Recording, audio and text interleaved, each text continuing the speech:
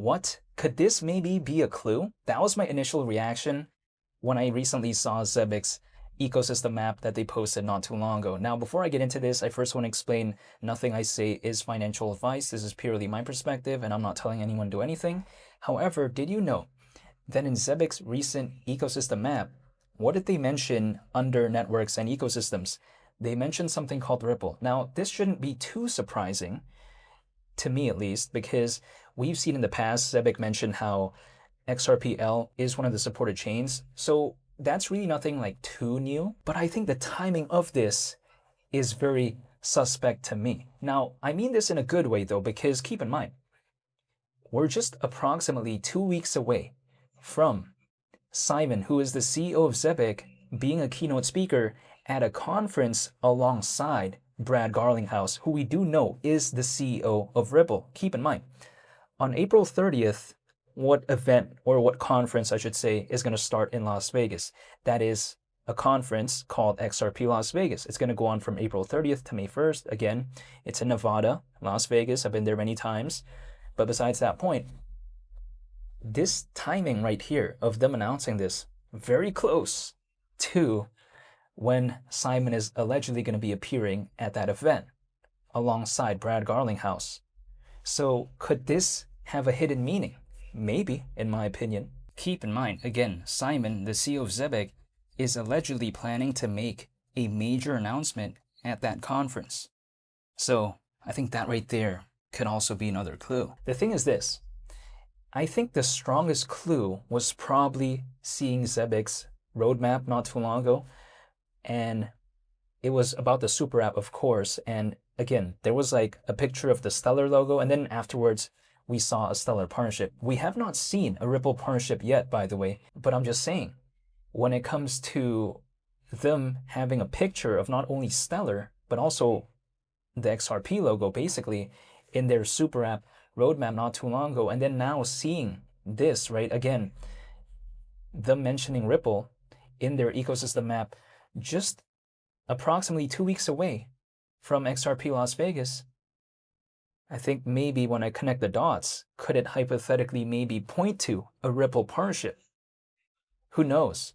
Now, again, we've already seen Zebec mention in the past before that XRPL was one of the supported chains. We already see that, right? But we have not seen a Ripple partnership. That's the thing, though. That would be the cherry on top for me. So that's why when I take a look at this right here, I am especially kind of a little bit curious what could happen, but only time will tell. As of right now, we're seeing the market kind of recover. The thing is this, we've seen like Bitcoin and Ethereum have a pretty good recovery, but we haven't seen ZBCN have that good of a recovery in the past 24 hours. But I'm not concerned because usually if the market picks up again, what usually gets the most attention first? It's like Bitcoin, we take a look at Ethereum, and just more so kind of like the top 5, top 10 projects. We also see some random microcaps sometimes just randomly making it, but that's kind of the exception. Usually we do see these bigger projects first do their thing, and sometimes it kind of trickles down. Like it takes time sometimes for that capital rotation to happen. We've seen that in the past, hypothetically speaking, of course. So to me, I'm not necessarily concerned because just let's take a look back a little bit in the past. Remember back in December of 2024 and January of 2025 when a lot of altcoins were really just doing pretty awesome. Zebec, or should I say ZBCN, it was kind of lagging behind. Then in May, we really saw what Zebec was doing, right? That was last year.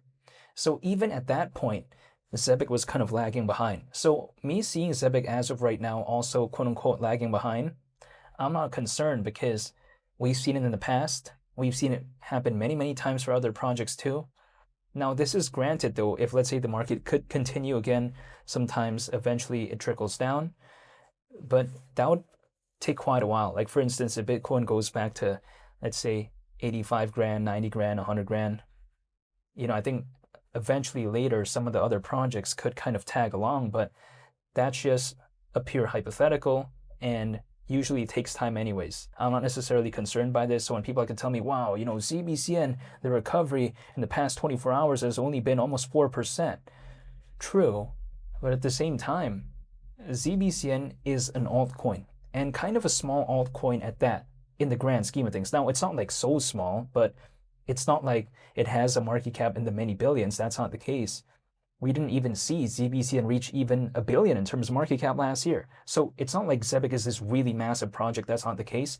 So sometimes it could take quite a while. But again, I'm not concerned. I've been waiting for ZBCN for well over a year at this point. When I first believed in ZBCN, the market cap was below 100 million. So just imagine how much more difficult it was for me to believe in ZBCN back then. As of right now, sure, it's not doing the best. But keep in mind, the market cap as of right now, when it comes to ZBCN, is almost 300 million. So just imagine, right? Is it easier for me to believe in it right now or back then when the market cap was below 100 million? I feel like it's easier right now for me to believe in it because back then there was really nothing I could go off of. What could I really say? Oh, wow, ZBCN did this in the past? Not really, right? What did it really do? It just kind of became popular last year. And when I first started believing in it, it wasn't really that popular to begin with. So the thing is, when it comes to Zebec, I feel like it was way harder for me to believe in it back then, and yet I did.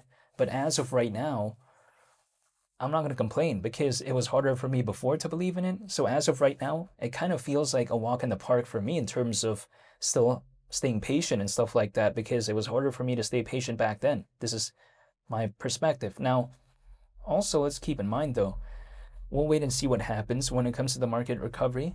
But in the meantime, I have zero complaints because it's at the point where I'm seeing some metrics that I do like seeing when it comes to Zebec. Like for instance, seeing the amount of holders actually increase in 2026, I was very surprised at that. And that made me happy actually, because when I was making videos, it was around 96,000. And then sometimes we saw it kind of change a little bit here and there, but it was really nothing that significant. Then we saw the stellar partnership. And then not too long after that, we saw Zebec surpassing 100,000 holders. Imagine what happens if, let's say, maybe, and again, the keyword is maybe, they announce a Ripple partnership. Imagine what would happen to the amount of holders then. We've seen kind of the stellar partnership, maybe, if that is even the root cause of it, but I'm just saying, if that was even the cause of that, we saw around a 4,000 in terms of the amount of increase when it comes to the amount of holders, I should say. Yeah, that's a better way to put it. But yeah, besides that point, what would happen if, let's say, they announce a partnership with Ripple? If maybe the amount of holders increased way more than 4,000, I guess it wouldn't surprise me, but you know, only time will tell. The thing is this, Ripple is just a way bigger project than Stellar. So if a Stellar partnership did that already when it comes to Zebec, imagine what a Ripple partnership could do. That's why I'm a little bit curious, and that's why I'm still waiting. But even though, again, I'm not telling anyone to do anything, this is just purely my perspective. I just want to say thank you for watching. I hope you all have a very nice day. It's only the Captain. I'm out. Peace. Bye.